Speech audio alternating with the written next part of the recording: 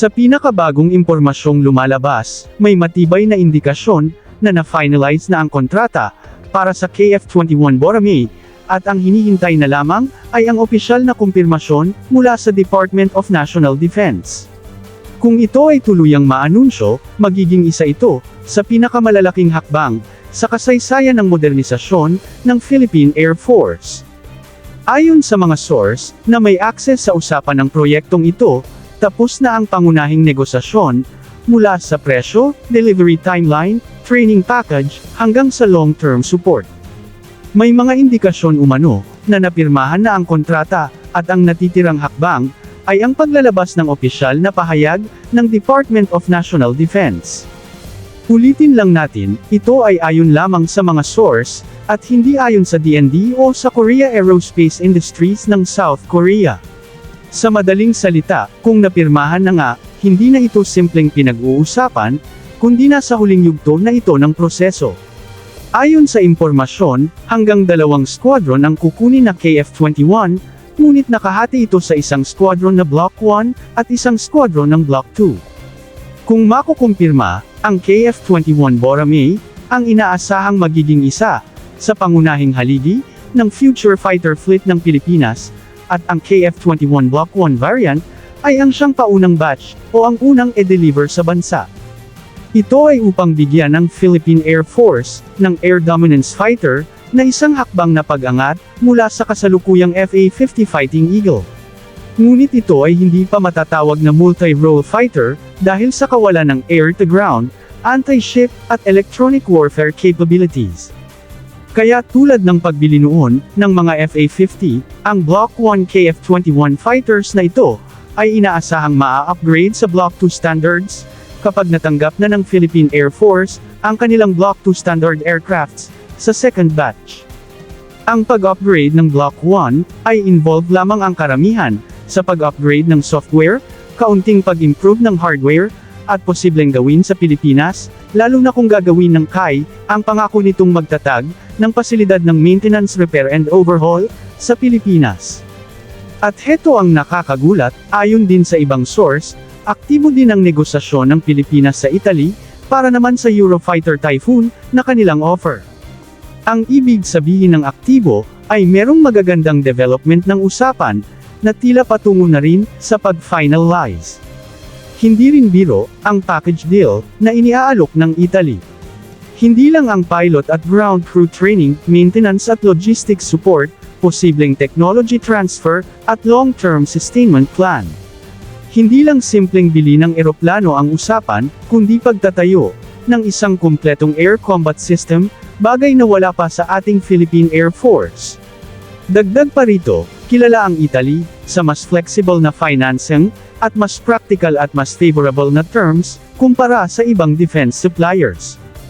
Kilala ang Eurofighter Typhoon, na isang air superiority powerhouse, pero napatunayan na rin ang kakayahan nito, sa precision strike, maritime attack, at network-centric warfare.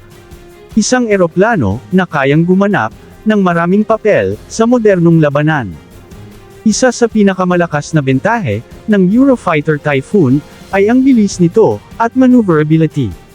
Kayang lumipad, ng speed na higit Mach 2, at may advanced AESA radar, na sabay-sabay nakakatrack ng maraming target. Compatible ito, sa ilan sa pinaka-powerful na missile sa mundo, kabilang ang Meteor, AMRAAM, at IRIS-T.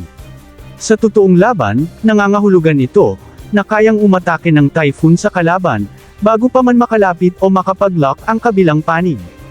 Kung magkakaroon ng Eurofighter Typhoon ang Pilipinas, malaki ang magiging epekto nito, sa air deterrence ng bansa. Mas magiging ligtas ang West Philippine Sea, at malinaw ang mensahe sa sinumang magtatangkang lumabag, sa ating himpapawid, hindi na ito basta-basta magagawa. Ang Typhoon ay hindi lang panlaban, kundi panakot din sa sinumang magbabalak. At heto pa ang isa pang nakakagulat. Kung akala natin ay wala ng F-16 na para sa Pilipinas, ay nagkakamali tayo. Kasama pa rin umano ang F-16 sa mga fighter aircrafts, na papasok sa Philippine Air Force, in the near future. Ayon umano sa roadmap, pagkatapos ng KF-21 deal, ay maaring susunod na ang mga F-16. Dahil sa mahabang queue sa production ng F-16, inaasahan na ng Philippine Air Force ang delivery lagpas sa 2030. Ito umano ang dahilan kung bakit napilitan ang Pilipinas na piliin muna ang KF-21 ng South Korea, kahit na hindi pa proven ang mga fighter jets na ito, dahil nais nitong mag-transition na agad ang Air Force, mula light combat na FA-50, to multi-role platform, bagay na hindi maibigay ng F-16, dahil sa napakatagal na delivery nito. At heto ang bad news naman, para sa Saab ng Sweden, sa kanilang JAS-39 Gripen, dahil tila malabo na itong kukunin, ng Philippine Air Force, hindi dahil hindi maganda ang offer ng Saab, at hindi capable ang Gripen, kundi dahil sa operational security, at geopolitical factor. Ang Thailand kasi, ay mag-ooperate ng Gripen E at F, at regular pang nagsasagawa ng mga air combat exercises, kasama ang People's Liberation Army Air Force ng China. Sa kasalukuyang sitwasyon sa rehiyon, hindi ito itinuturing na ideal para sa Pilipinas, kaya malinaw kung bakit bumaba ang tsansa ng Gripen na kukunin ng Philippine Air Force. Kaya ano ang ibig sabihin nito? Tila hindi lang KF-21 ang makakakuha sa lahat ng multi-role fighters requirements ng Philippine Air Force. Kung tuluyan ng maanunsyo ng DND, ang KF-21 deal, malinaw ang mensahe nito, seryoso ang Pilipinas, sa pagtatayo ng isang modern, credible, at pangmatagalang air defense force. Hindi na lamang ito tungkol sa paghabol sa kakayahan ng iba, kundi sa pagbuo ng sariling kakayahang pumihil, magdepensa, at kung kinakailangan, gumanti. Sa ganitong konteksto, ang KF-21 Boracay ay hindi lamang isang bagong fighter jet, ito ay simbolo ng bagong yugto ng Philippine Air Force, kung saan ang modernisasyon ay hindi na pangarap, kundi realidad na. Sa mga impormasyon na ito, masasabi nating malinaw ang direksyon. Ang F-16 ay siguradong darating sa hinaharap. Ang KF-21 ay nasa pintuan na. At ang Eurofighter Typhoon ay unti-unting sumisikat at umiinit ang negosasyon. Hindi na tanong kung magmo-modernize ang Philippine Air Force. Ang tanong na lang, ay kung hanggang saan darating, ang modernisasyon na ito. Malinaw ang pahayag ng Department of National Defense, ang pagpapalakas natin, ay hindi hihinto sa Horizon 3 ng AFP Modernization Program, dahil bawat taon, ang banta ay tumitindi, ang teknolohiya ay nagbabago ng napakabilis, at ang buong hukbong sandatahan ay kailangang umakma at makasabay. Napakarami pang mga balita ang ating tatalakayin, kaya naman, mag-subscribe ka na, dahil napakaganda ng mga balitang ating ihahatid sa susunod na mga video.